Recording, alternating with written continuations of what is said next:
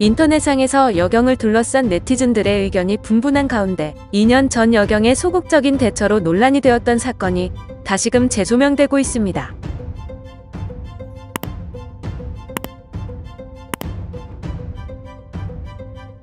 최근 온라인상에는 여경 무용론이 또다시 대두되면서 향후 경찰 체력 시험에 남녀 구분이 없어지게 되는 등 네티즌들의 이목이 집중되고 있습니다.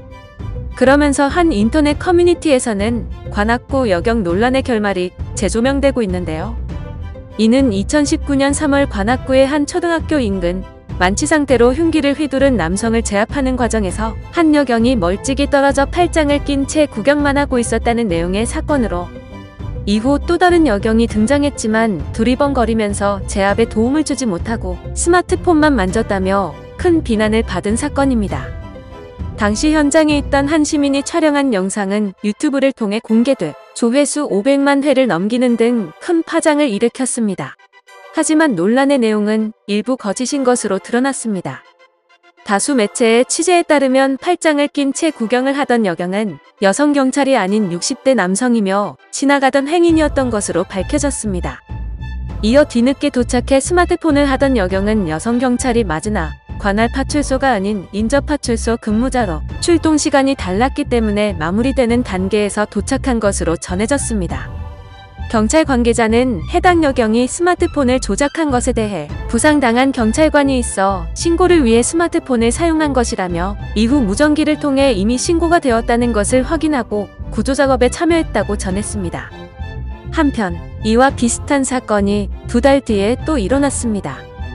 대림동에서 주치자가 남자 경찰관에게 욕을 하며 뺨을 폭행한 사건인데요.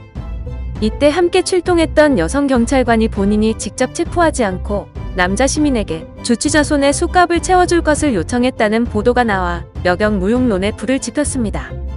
하지만 실제로는 대림동이 아닌 구로동에서 있었던 사건이며 여경이 스스로 제압하지 못하고 수갑을 시민에게 넘겼다는 뉘앙스의 보도와는 달리 여성 경찰이 주치자를 제압한 후 지원 나온 남자 교통경찰에게 도움을 요청했던 것으로 밝혀졌습니다.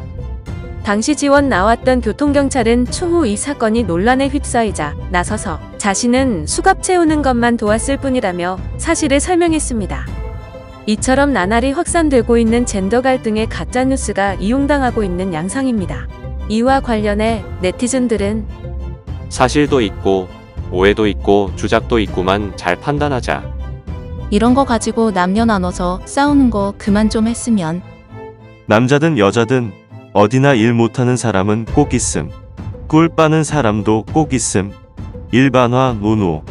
하튼 가짜뉴스가 너무 많다 등의 반응을 보였습니다. 영상을 시청해주셔서 감사합니다. 여러분의 좋아요, 구독은 큰 힘이 됩니다. 지금까지 뉴스킹이었습니다.